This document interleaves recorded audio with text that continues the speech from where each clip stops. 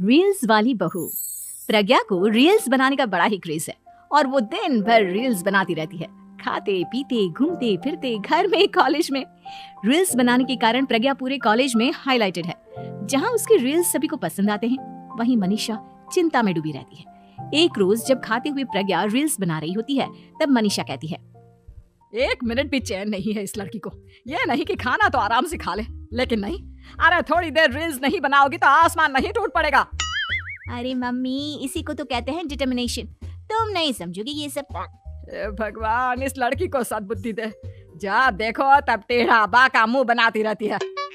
मनीषा की बात का प्रज्ञा पर जरा भी असर नहीं होता और वो खाते खाते रील्स बनाती रहती है। दिन बीतने लगते हैं और देखते देखते प्रज्ञा का कॉलेज भी खत्म हो जाता है। आए दिन कोई ना कोई मनीषा को प्रज्ञा की शादी करवाने का सुझाव दे जाता है।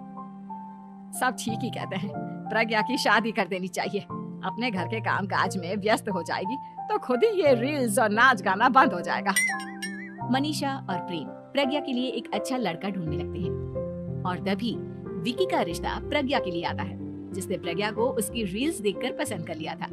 अगले दिन विकी अपने माता पिता के साथ प्रज्ञा के घर पहुंच जाता है और प्रज्ञा साड़ी पहने हाथों में चाय की ट्रे लिए उनके सामने आती है। जब विकी को पसंद है तो हमें भी बहू पसंद है। बहन जी, आप बारात की तैयारी कीजिए। एक बार लड़का लड़की अकेले में बात कर ले तो अच्छा रहेगा। हाँ हाँ, क्यों नहीं। मनीषा विकी को प्रज्ञा के कमरे में भेजती है, जहाँ प्रज्ञा पहले से ही रील्स बना रही होती है। तभी विकी कहता है, आ गए आपके साजन जी। हमारे साथ ये रील्स कंप्लीट करती तो और भी अच्छा रहता। अच्छा जी, अब आ ही गए हैं तो बना ही लेती हूँ आपके साथ। दोनों मिलकर रील्स बनाते हैं। जब वी मीट और तुरंत पोस्ट भी कर देते हैं। फिर विकी कहता है, जब आप साड़ी में चाय लेकर आई तब मुझे लगा कि कहीं मैं गलत घर में तो नहीं आ गया। अब सही है। दोनों की शादी पक्की हो जाती है और शादी के दिन भी प्रज्ञा रील्स बनाने से चुकती नहीं। यहाँ तक कि बारात के समय भी नाचते हुए रील्स बनाती है। सभी लोग प्रज्ञा की तारीफ के पुल बांध देते हैं और प्रज्ञा नाचती गाती अपने ससुराल चली जाती है। सब कुछ अच्छा चल रहा होता है। प्रज्ञा यहाँ भी दिन भर हर चीज की रील्स बनाती रहती है। लेकिन कुछ दिनों के बाद जब सुनीता कहती है, बहू, ये रील्स के साथ साथ कुछ काम भी कर लिया करो। वैसे तुझे और क्या क्या बनाना आता है?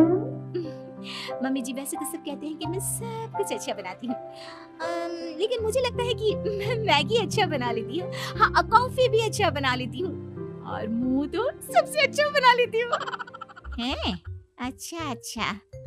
सुनीता अपना माथा पकड़ लेती है और कहती है, बहू, कुछ खाना बनाना भी सीख लेती। मम्मी जी, मैं लंबी प्लानिंग कर रही हूँ। जल्दी ही मैं इतनी फेमस हो जाऊंगी कि मुझे पैसे मिलने लगेंगे। हम दोनों सास बहू राज करेंगे, राज। नौकर काम करेंगे और लोगों की तो लाइन लगेगी हमसे मिलने के लिए। तेरा दिमाग खराब हो गया है क्या बहू? हंसी मजाक तक ठीक है, लेकिन इस तरह घर नहीं चलते। जितना जल्दी हो इस घर के तौर तरीकों को सीख लो। प्रज्ञा मुंह घुमाकर चली जाती है और तुरंत उसी वक्त एक रील बनाती है।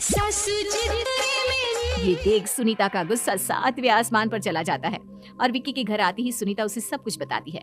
विक्की भी अब प्रज्ञा की इन हरकतों से परेशान हो जाता है। तुम टेंशन मत लो मम्मा, मैं देख लूंगा। विक्की कमरे में जाता है तो देखता है कि प्रज्ञा रील्स बना रही है। विक्की बड़े ही प्यार से प्रज्ञा से कहता है, प्रज्ञा, इन सब के लिए मैं तुम्हें मना नहीं कर रहा हूँ, लेकिन फिर भी हर वक्त तो ये अच्छा नहीं लगता ना। समझने की कोशिश करो, मुझे भी तुम्हारा थोड़ा वक्त चाहिए। मैं जब ऑफिस से आता हूँ तो मुझे समय देने की जगह इसी में लगी रहती है। तुम ज्यादा ही सोच रहे हो। तुम भी मेरे साथ रील्स बनाओ ना, तुम्हें भी बहुत अच्छा लगेगा। तुम्हें इज्जत से कोई बात समझ में नहीं आती क्या? दिमाग खराब हो गया है तुम्हारा इस चकाचौंध से। अगर तुमने अपना रवैया नहीं बदला तो मैं तुमसे दूर चला जाऊंगा। तुम ही रिश्ता लेकर आए थे, मुझे लड़कों की कमी नहीं थी और ना आज है। विक्की दरवाजा पटक कर चला जाता है। धीरे धीरे विक्की प्रज्ञा से दूर होता जाता है। एक रोज मनीषा प्रज्ञा के ससुराल उससे मिलने जाती है। तब सुनीता उससे कहती है, बहन जी, अब आई हैं तो कुछ दिन यहाँ रहकर जाइएगा। आप ही का घर है। हाँ मम्मी, बहुत दिन हो गए तुम्हारे साथ एक भी रील नहीं बनाई मैंने। प्रज्ञा तुरंत अपने फोन में रील्स ऑन कर लेती है। ये सब मुझसे नहीं होगा। तेरा ये भूत अभी तक नहीं उतरा क्या? बहन जी, आप कुछ कहती नहीं क्या इसे? जब आप ही कुछ नहीं कर पाई तो मैं कर ही क्या सकती हूँ। सास तो वैसी ही बदनाम है। शाम को घर की लाइट चली जाती है और मनीषा प्रज्ञा से कहती है, मेरे घुटनों में बहुत दर्द हो रहा है, तू लाइट का कुछ इंतजाम करना बेटा। अच्छा कैंडल जला देती हूँ मम्मा। प्रज्ञा गाते हुए कैंडल जलाती है और खिड़की के पर्दे के पास रख देती है। मनीषा जिसे बहुत दर्द हो रहा है वो सो जाती है और प्रज्ञा हमेशा की तरह अपने रील्स में लग जाती है। उधर कैंडल की वजह से पर्दा आग पकड़ लेता है और मनीषा के कमरे में आग लग जाती है। बचाओ, कोई है, बचाओ। सभी भागते हैं और विकी कमरे की आग बुझाने में लग जाता है, लेकिन तब तक मनीषा आधी जल चुकी थी। मनीषा की हालत देख प्रज्ञा रोने लगती है। विकी मनीषा को तुरंत हॉस्पिटल ले जाता है और उसे एडमिट कराता है। विकी प्रज्ञा से कहता है, देख लिया ना, तुम्हारे इस नाच गाने की वजह से आज तुम्हारी माँ की जान जाते जाते रह गई। अब पता नहीं तुम और क्या चाहती हो। उधर डॉक्टर कहते हैं, इनकी हालत बहुत नाजुक है, आधे से ज्यादा जल चुकी है। प्रज्ञा रोती हुई मंदिर में जाती है और भगवान के आगे जाकर कहती है, भगवान मेरी माँ को ठीक कर दो, मैं कसम खाती हूँ हाथ से ये रील्स बनाना छोड़ दूंगी, बस मुझे मेरी माँ वापस मिल जाए। 2 दिन बीत जाते हैं और मनीषा खतरे से बाहर आ जाती है।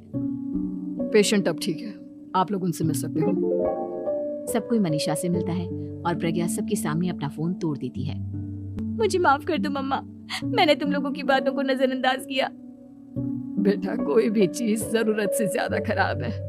मैंने तुम्हें रील्स बनाने से कभी मना नहीं किया, लेकिन हर वक्त एक ही चीज तो सही नहीं है। मैं समझ गई हूँ मम्मा, आई एम सॉरी। प्रज्ञा उस दिन से रील्स बनाना छोड़ देती है और पूरी तरह से अपने घर में लग जाती है।